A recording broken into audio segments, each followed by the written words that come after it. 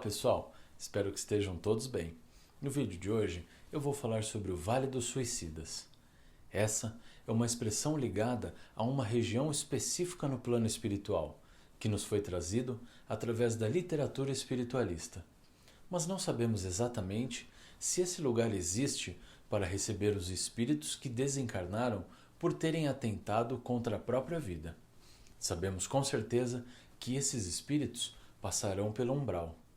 Esse suposto lugar não tem vínculos com uma religião específica.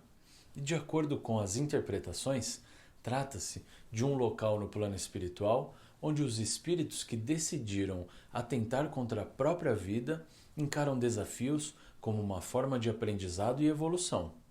Eles precisam lidar com as consequências de suas escolhas, transitando por diferentes estágios da espiritualidade. Essa interpretação varia entre diferentes correntes espiritualistas e nem todas adotam o mesmo conceito. Além disso, a compreensão deste local muitas vezes inclui a ideia de oportunidades para redenção e crescimento do espírito. Isso oferece um caminho para que esses espíritos superem as dificuldades relacionadas a este ato que cometeram. É essencial respeitar a diversidade de crenças, reconhecendo as influências de tradições e entendimentos pessoais. O destino dos espíritos que atentam contra a própria vida é complexo e envolve diversos fatores. Não há um local preciso para onde esses espíritos vão, pois as suas jornadas enquanto encarnados são permeadas por agravantes e atenuantes singulares. É fundamental considerar que há pessoas que atentam contra a própria vida devido a condições de saúde, onde a doença impacta o seu estado mental, tornando difícil avaliar de maneira adequada as consequências e circunstâncias dos atos que cometeu. Além disso, existem outros que atentam contra a própria vida como um ato de sacrifício para salvar ou ajudar outra pessoa, um gesto extremo de cuidado com o outro. Essa motivação específica adiciona uma camada de complexidade ao entendimento, destacando a importância de avaliar não apenas a ação, mas também as intenções que estão por trás deste ato. Há também aqueles que atentam contra a própria vida motivados pelos desafios naturais da encarnação, onde a pessoa pode não aceitar as mudanças que ocorrem ao longo da sua jornada evolutiva. Todos esses motivos são levados em consideração ao direcionar esses espíritos a diferentes locais de morada no plano espiritual. Todos esses casos requerem uma compreensão cuidadosa das dificuldades enfrentadas durante a encarnação. Dessa forma, a espiritualidade reconhece a individualidade de cada caso, entendendo que a diversidade de motivos e circunstâncias influencia diretamente no destino desses espíritos após a morte. Muitos daqueles que desencarnam após atentar contra a própria vida podem ficar perdidos, sem compreender que já deixaram o corpo físico e que agora habitam os planos espirituais.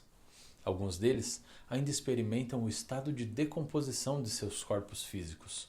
Sentem dores, sentem frio, calor, fome e até mesmo o mau cheiro dos corpos putrificados, pois estão fortemente ligados à matéria. É importante ressaltar que alguns espíritos permanecem próximos aos corpos que costumavam usar como veículo físico até o término do período que deveriam ter vivido encarnados. Por exemplo, se alguém deveria viver 80 anos e decide abreviar a sua existência aos 35 anos, ficará energeticamente conectado ao corpo físico por mais 45 anos. Somente após este período alcançará o resgate e a assistência dos espíritos mais elevados de luz.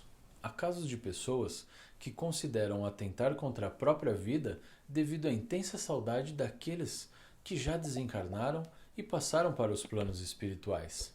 No entanto, esta ideia é equivocada. Além de não conseguirem se reunir com os entes queridos que já partiram, enfrentarão novos desafios e maior distanciamento. Ou seja, buscar soluções rápidas para lidar com a saudade dos entes desencarnados só resultará em mais dor e sofrimento.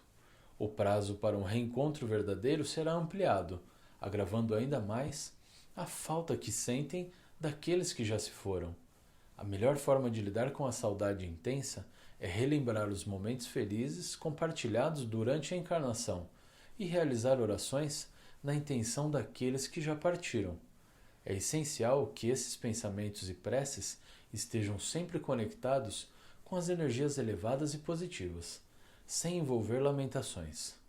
Quando a intenção é boa, as lembranças e orações proporcionam grandes benefícios aos entes desencarnados. Não é possível determinar com precisão quanto tempo esses espíritos que decidiram atentar contra a própria vida permanecerão nesse suposto vale ou nas regiões umbralinas. Isso dependerá do discernimento alcançado por cada espírito.